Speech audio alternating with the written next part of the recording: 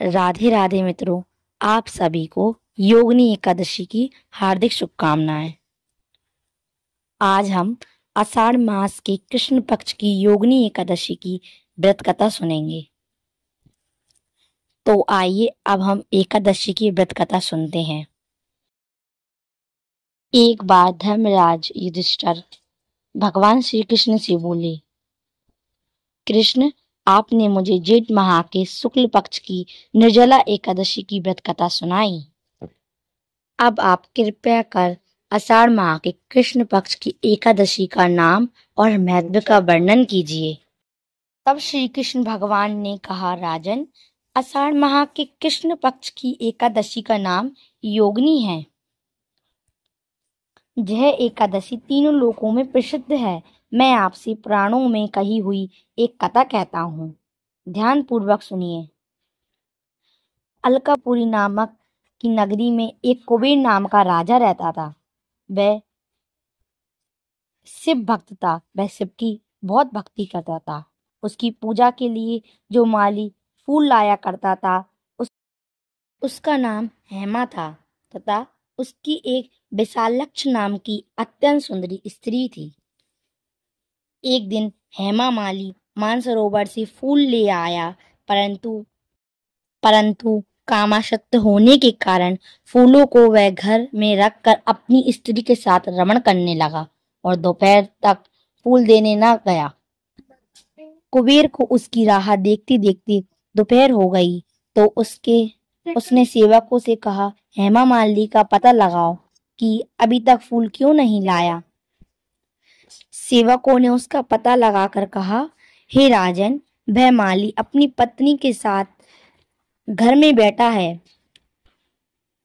कुबेर ने तुरंत हेमा माली को बुलाने की आज्ञा दी। हेमा माली राजा कुबेर के सम्मुख डर से कांपता हुआ उपस्थित हुआ और प्रणाम किया। राजा ने कहा, हे पापी, पूजा में विघ्न डालकर तूने मेरे पूजनीय ईश्वरों के ईश्वर शिव जी का अनादर किया है।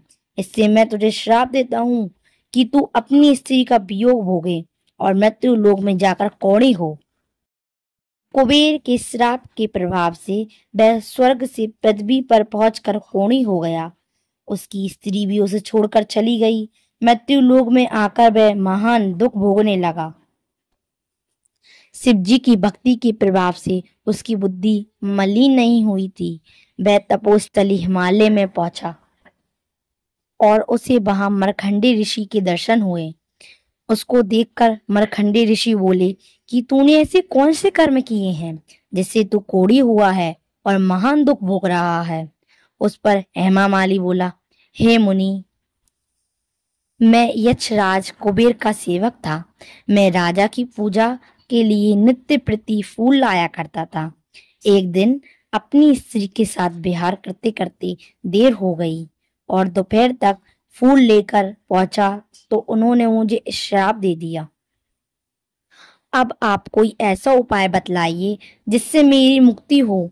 इस पर मार्कंडेय ऋषि बोले कि भाई, तूने मेरे सम्मुख सत्य वचन कहे हैं, इसीलिए मैं तेरे उद्धार के लिए एक व्रत बताता हूँ।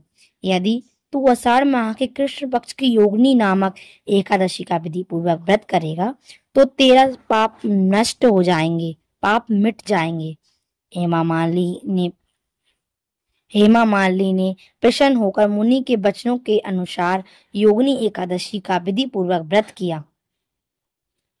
इसके प्रभाव से वह फिर से अपने पुराने रूप में वापस आ गया और स्त्री के साथ सुखपूर्वक रहने लगा। हे राजन, इस योगिनी की व्रत कथा का